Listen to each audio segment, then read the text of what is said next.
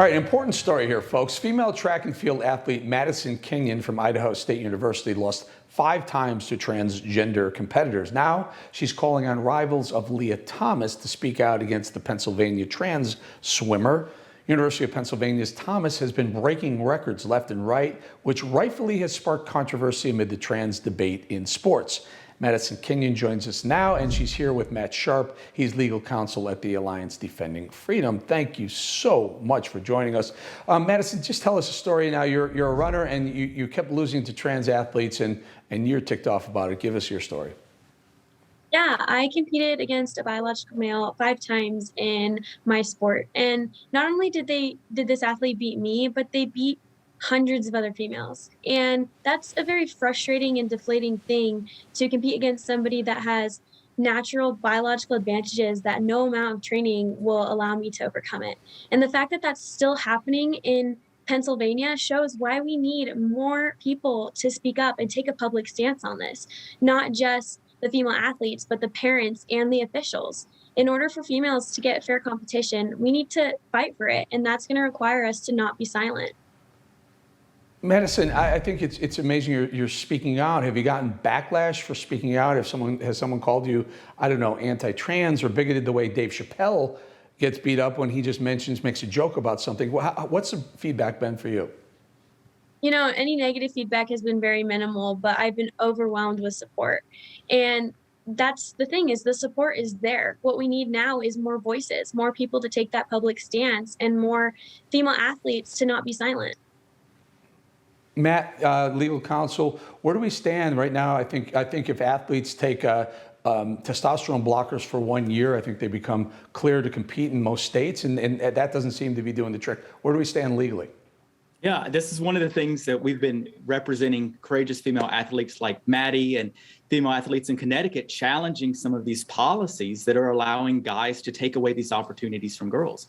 Science and common sense both tell us that there are differences between the sexes and that it is never fair to allow a guy to compete on a female's team. So that's why we're moving forward with those. And the other encouraging thing has been some of the states stepping up to pass laws. Idaho, where Maddie is in college, has passed one, Florida and several other states as well. So I think this is going to take both the female athletes standing up, states standing up to do the right thing, and ultimately lawsuits to help protect these opportunities for female athletes. Madison, what do you say to, Leah Thomas is the UPenn swimmer that we were talking about, who's not only breaking college records, she's actually almost competing to the level of Olympic swimming numbers. What do you say? You said you wanted to reach out, or you wanted to speak to some of the other swimmers who are competing against Leah Thomas. What do you want to say to those swimmers?